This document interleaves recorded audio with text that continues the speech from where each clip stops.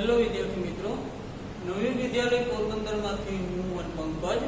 આપણે આંકડાશાસ્ત્ર વિષયમાં chapter number 3 મધ્યવર્તી સ્થિતિના માપોમાં આપણે આ મધ્યસ્થ પછી આગળ શતાંશક, દશાંશક અને ચતુર્થકો આપણે જોઈએ છીએ. હવે જ્યારે ઘણીવાર આપણે માહિતી આપેલી હોય તેના આધારે શતાંશક, દશાંશક કે ચતુર્થક કઈ રીતે મેળવવા એ વિશેનો આપણે દાખલો જોવાનો છે. ઉદાહરણ નંબર 28. જો ઉદાહરણ 28 માં આપણે પ્રવાસ ખર્ચ અને મુસાફરોની સંખ્યા આપેલી છે. તેના આધારે આપણે 3 માહિતી મેળવવાની છે. પહેલી માહિતી છે કે વચ્ચેના 50% મુસાફરોનો પ્રવાસ ખર્ચની સીમાઓ મેળવવી. જો અહીં આપણે કંઈ ઉલ્લેખ નથી કે શતાંશક મેળવવાનું છે, દશાંશક મેળવવાનું છે કે ચતુર્થક મેળવવાનું છે, પણ આપણે એમ કીધું છે કે વચ્ચેના 50% અવલોકનની બે સીમાઓ મેળવવાની છે. જો દાખલા તરીકે અહીંયા આપણે જોઈએ કે આપણે આપેલી માહિતી છે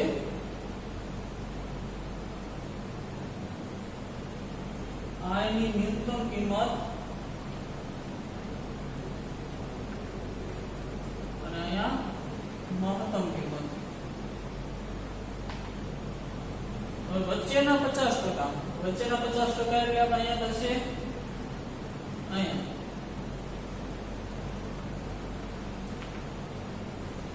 આની આપણે બે સીમાઓ મેળવવાની છે. આપણે કહી શકીએ કે વચ્ચેના 50% છે એનો મતલબ આની આગળ કેટલા હોય?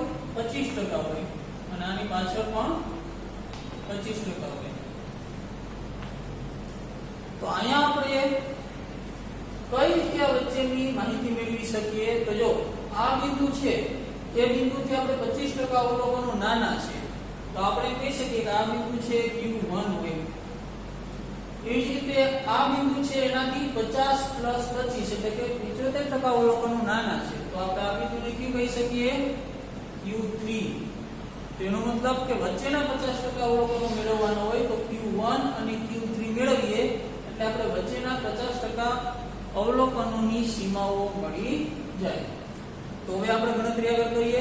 પણ ગણતરી આગળ કરવા માટે સૌથી પહેલા આપણે શું કરવાનું છે? સંચય આવૃત્તિ મેળવવાની. જો પ્રવાસ ખર્ચ આપ્યો 350 થી 500, 500 થી 650, 650 થી 800, 800 થી 950 અને 950 કે તેથી વધુ. આવૃત્તિ છે 7, 13, 16, 9 અને 5. કુલ આવૃત્તિ n બરાબર 50. તો હવે સંચય આવૃત્તિ હાલો પહેલા વર્ગની સંચય આવૃત્તિ 7, બીજા વર્ગની સંચય આવૃત્તિ 7 + 13 એટલે કે 20, 20 + 16 એટલે કે 36, 36 + 9 એટલે કે 45 અને 45 + 5 એટલે 50. છેલ્લા વર્ગની સંચય આવૃત્તિ અને કુલ આવૃત્તિ બંને સરખા હોવા જોઈએ. તો હવે સૌથી પહેલા આપણે શું મેળવવાનું? Q1. હાલો તો Q1 નો વર્ગ, તો Q1 નો વર્ગ બરાબર 1 n/4 માં અવલોકનનો વર્ગ. n કેટલા છે આપણે? 50. તો 50 / 4 માં અવલોકનનો વર્ગ બરાબર 12.5 માં અવલોકનનો વર્ગ. તો આપણે 12.5 માં અવલોકનનો વર્ગ, આમ 12.5 અવલોકન કેમાં સમાયેલું છે? તો 20 માં. તો આપણે કહી શકીએ Q1 વર્ગ હાલો 20 નો વર્ગ કયો છે આપણે? 500 થી 650. તો 500 થી 650 થશે. હવે આના આપણે વર્ગવાળી આવૃત્તિ હોય ત્યારે આપણે સૂત્રમાં જે કિંમતો જોઈએ એ બધી કિંમતો મેળવી લઈએ. તો સૌથી પહેલા જશે L. તો L બરાબર અધ સીમા બિંદુ 500. હાલો પછી જોશે CL. તો CL બરાબર આપેલા વર્ગની સંચય આવૃત્તિના ઉપરના વર્ગની સંચય આવૃત્તિ 7. એના પછી F. તો આપેલા વર્ગની આવૃત્તિ કેટલી છે? 13. અને એના પછી આપણે જોશે C. તો વર્ગની વર્ગ લંબાઈ 650 - 500 એટલે કેટલા થશે? 150. હાલો n બરાબર આપણે 50 મળેલા છે. તો હવે આપણે સૂત્રમાં કિંમત મૂકીએ તો Q1 બરાબર l પ્લસ 1 n ના છેદમાં 4 માઈનસ ca છેદમાં 1 ગુણ્યા c. હાલો l ની કિંમત આપણે કેટલી મળી? 500 પ્લસ n ના છેદમાં 4 આપણે મેળવ્યા કેટલા છે? 12.5 માઈનસ cf આપણે કેટલા મળ્યા? 7 છેદમાં 1 ની કિંમત છે 13 અને ગુણ્યા c 150. 500 પ્લસ 12.5 માંથી આપણે 7 બાદ કરીએ એટલે આવે 5.5. 5.5 ગુણ્યા 150 તો આપણે મળશે 825 છેદમાં 13.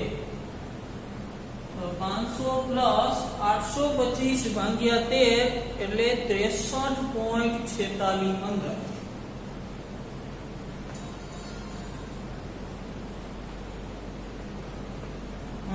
તો 500 પ્લસ 63.46 અંદર એટલે થશે 563.46 અંદર. મારો પોઈન્ટ પછી બે આંકડામાં દર્શાવીએ તો Q1 બરાબર 563.46. હાલો બીજું આપણે કયું પદ મેળવવાનું છે? Q3. તો Q3 મેળવીએ તો સૌથી પહેલા તો Q3 માં વર્ગ મેળવીએ તો Q3 નો વર્ગ બરાબર 3n ચતુર્થાંશ નો વર્ગ. હાલો n એટલે કે 50 છેદમાં 4. 50 ભાગ્યા 4 એટલે 12.5. 12.5 ગુણ્યા 3 એટલે આપણે થશે 37.5. તો આપણે જોઈએ કે 37.5 અવલોકન કેમાં સમાય છે? અહીંયા આપણે 650 થી 800 માં 36 સુધીના અવલોકનો સમાય છે. તો 37 મો અવલોકન કેમાં સમાય? 45 માં. તો એની સામેનો વર્ગ થશે 800 થી 950. તો અહીંયા આપણે Q3 વર્ગ થશે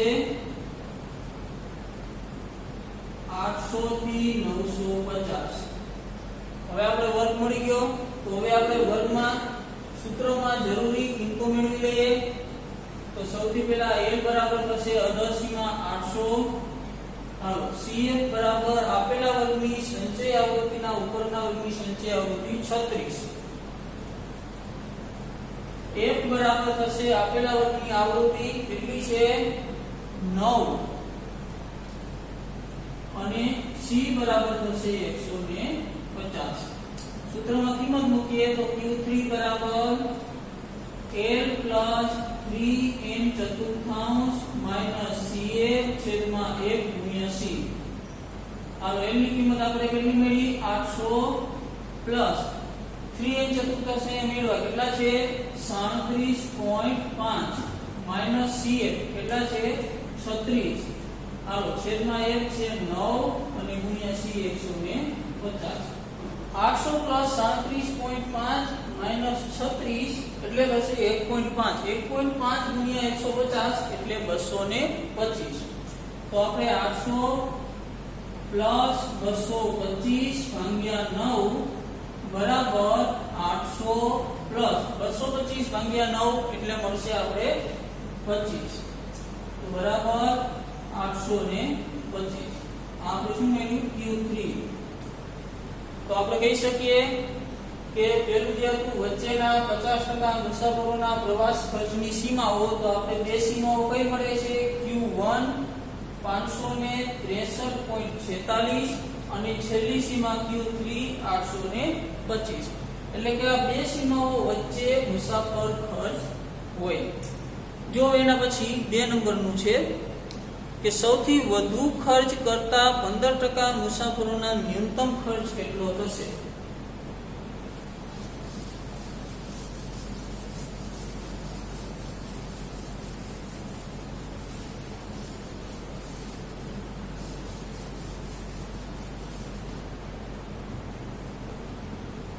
નંબર 2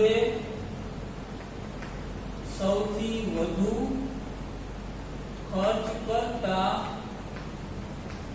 15% મુસાફરોનો ન્યૂનતમ ખર્ચ. હા, તો અહીંયા આપણે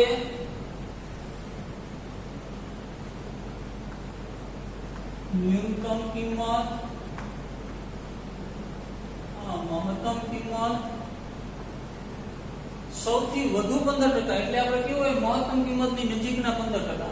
તો આપણે અહીંયા દર્શાવી શકીએ કે આ 15%. આપણે મહત્તમ કિંમતની નજીકના વધુ છે. તો આ 15% હોય તો ન્યૂનતમ કિંમતના કેટલા હોય? 85%. તો એનો મતલબ કે આપણે 85% અવલોકનો જેમાં સમાતા હોય એ આપણે મેળવવાનું. તો અહીંયા આપણે એમ કહી શકીએ કે આપણે 85 મો શતાંશક મેળવી શકીએ કે જેના આધારે આપણે ન્યૂનતમ કિંમત મેળવી શકીએ. તો 85 મો શતાંશક મેળવીએ તો સૌથી પહેલા તો p 85 મો વર્ગ બરાબર 85 n ના છેદમાં 100 માં અવલોકનનો વર્ગ. હા, n એટલે આપણે કેટલા છે? 50. તો 85 50 ના છેદમાં 100 માં અવલોકનનો વર્ગ બરાબર 50 ભાગ્યા 100 એટલે આપણે થશે 0.5. 0.5 ગુણ્યા 85 એટલે આપણે મળશે 42.5. તો આપણે 42.5 જેમાં સમાતા હોય તો આપણે 45 માં 42.5 સમાય છે. તો આપણે કયો વર્ગ આવશે? 800 થી 950. તો p 85 મો વર્ગ કયો થશે? 800 થી 950. તો આપણે એની કિંમત મેળવી લઈએ. તો કિંમત l બરાબર થશે 800. c બરાબર આપેલી આવૃત્તિના ઉપરના વર્ગની આવૃત્તિ કેટલી છે? 36. f બરાબર આપેલી આવૃત્તિ 9 અને c એટલે કે વર્ગ લંબાઈ થશે 150. હાલો સૂત્રમાં કિંમત મૂકીએ તો p 85 બરાબર l પ્લસ 85 n ના છેદમાં 100 માઈનસ cf છેદમાં f ગુણ્યા c. l એટલે કે અધસીમા બિંદુ 800. હા, પછી 85 n ના છેદમાં 100 આપણે મેળવ્યા કેટલા હતા? 42.5 માઈનસ cf ની કિંમત આપણે મેળવી કેટલી છે? 36. હાલો f ની કિંમત આપણે મેળવી કેટલી છે? 9 ગુણ્યા c છે 150 બરાબર 800 પ્લસ 42.5 માંથી આપણે 36 બાદ કરીએ એટલે 6.5 ગુણ્યા 150 એટલે આપણે મળશે 975 છેદમાં 9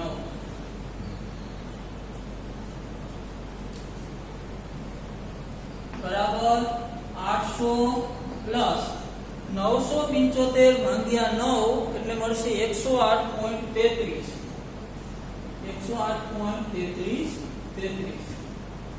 બરાબર 800 પ્લસ 108.33 એટલે થશે 908.33. તો આપણે શું મેળવ્યું? p 85. તેનો મતલબ કે આપણે મહત્તમ ખર્ચ ધરાવતા 15% મુસાફરોનો ન્યૂનતમ ખર્ચ કેટલો છે? 908.33 છે. જો હવે આપણે ત્રીજું છે સૌથી ઓછો ખર્ચ કરતા 10% મુસાફરોનો મહત્તમ ખર્ચ કેટલો?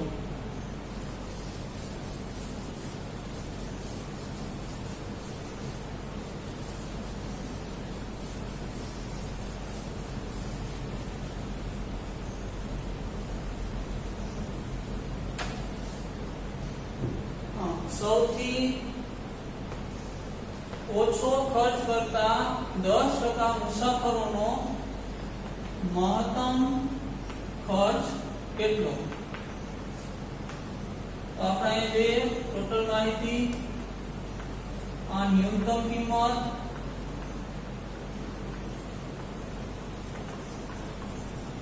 મહત્તમ કિંમત સૌથી ઓછું હોય તો ન્યૂનતમ કિંમતની નજીક હોય, તો ન્યૂનતમ કિંમતની નજીક અહીંયા આપણે જોઈ શકીએ કે આ ધારો કે આપણે 10% અવલોકનો છે, તો બાકીના અવલોકનો કેવું હોય 90%. હા, તો આપણે 10% અવલોકનો જેમાં સમાતા હોય એ આપણે મેળવવાનું.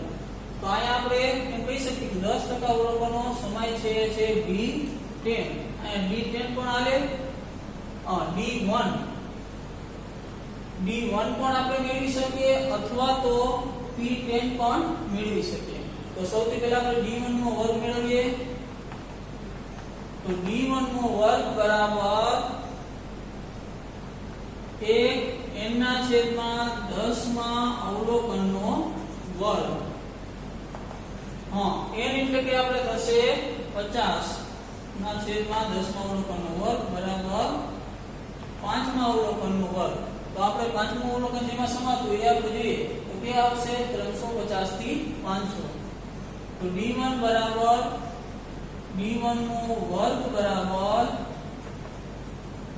350 થી 500. હાલમાં L બરાબર થશે 350, CF બરાબર થશે ઉપરના વર્ગની આપણે આવૃત્તિ અહીંયા આપેલી નથી, તો આપણે CF બરાબર મૂકવાના 0. F બરાબર જે તે વર્ગની આવૃત્તિ તો છે 7 અને C બરાબર વર્ગ લંબાઈ થશે 150. તો સૂત્રમાં કિંમત મૂકીએ તો D1 બરાબર L પ્લસ 1 n ના છેદમાં 10 માઈનસ CF છેદમાં 1 ગુણ્યા C.